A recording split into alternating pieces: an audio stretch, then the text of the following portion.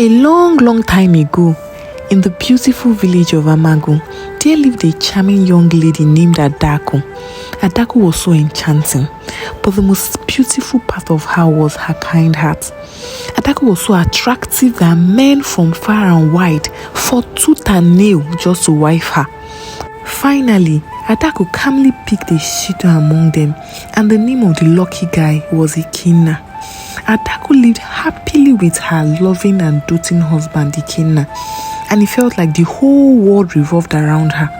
As time went on, Adaku became very worried. Why haven't I conceived after 3 beautiful years of marriage? She asked herself. Chai, Chimo, and people are already starting to look at me strangely.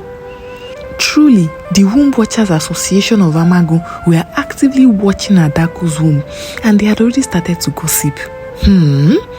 This one, Miss Amagu, has refused to conceive after 3 years. I hope all is well, oh. I hope all is well, my sister. Shebi all our suitors went after her. Now she's trying to conceive. I beg you, Joe. These words hurt and pierced Adaku so much that she became so insecure and depressed. Even as she walked along the road, she was always trying to hide her belly. Adaku would always complain to her husband Ikenna, but he assured her that all was well. 3 years turned to 7 years, and the gossip turned to mockery and outright confrontation. The woman would laugh so loud as she passed by, and Adaku could no longer bear this. Does it mean my cry means nothing to God? What have I done to pass through all this shit? Adaku asked herself over and over. Finally, she decided to confide in her only friend Urma. Urma assured Adaku that she would find a permanent solution to her problem. But little did Adaku know that that was the beginning of her problem. In the next 5 Eke market days, Adaku was shattered to learn that her friend Urma had turned to her husband's new wife. What? Was this the solution Urma promised me? My shame knows no bound, she exclaimed. Within a short time of marrying Ikenna, Urma took in, and the torture became real. Urma will use every opportunity possible to flaunt her baby bump to Adaku. Eventually, Urma turned their husband Ikenna against Adaku. For Adaku, the birth of Urma's child was like falling from frying pan to fire. Adaku's sorrows knew no bounds as Urma turned her home into a living hell. The fight and horror was endless. But one day, Adaku thought to herself, if I continue my life this way in agony, I will die soon and I'll have no one to succeed me.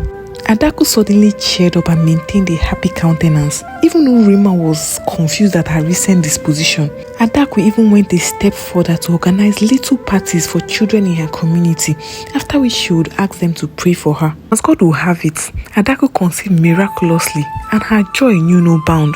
Adaku put to bed, and on the day of her naming ceremony, the villagers gathered to celebrate with her. Little did they know that she had prepared a surprise for them. Instead of presenting one baby, Adaku came out with her twins, which were gloriously birthed. Adaku's life took a positive turn after she became a mother. But one hot afternoon in the dry season, something strange happened. The twins were crying profusely because they were very, very thirsty. Adaku ran out to fetch water and found that all her pots had dried out. She quickly ran to Urma's pot and found out that she had enough water. She bent down quietly and scooped just one bowl of water. Little did she notice that Urma was standing by the wall all this while, observing what was going on. Urma waited until the twins had consumed the water before she came to confront Adaku. You must pay me back my full pot of water, oh, you thief! Urma exclaimed. I took a scoop of water to give my babies, nothing more than that. Urma fought Adaku and insisted that she must pay back with a full pot of water. But Urma, you know that all the village streams are dried out, and I cannot go to Amansi today to fetch water. It is forbidden to fetch water from Amansi on an Eke market day. Urma rained hell and brimstone on Adaku until she reluctantly carried her pot to Amansi to fetch water. Adaku's hands and feet were terribly trembling, but she managed to fetch a full pot of water. On the lonely path leading back to the village, a mysterious being appeared to Urma and started to question her. Woman, what are you doing at Amansi on an Eke market day? Do you not know the rules? Do you not know that it is forbidden?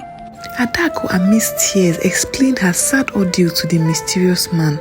The mysterious man showed her 2 calabashes by the side, a big one and a small one, and asked her to choose one. Adaku quickly pointed at the small one. Woman, when you get back to the village, get into your room, shut the door, and break this calabash. The mysterious being disappeared immediately. Adaku ran as fast as her leg could carry her. She got home and did exactly as the being had instructed her.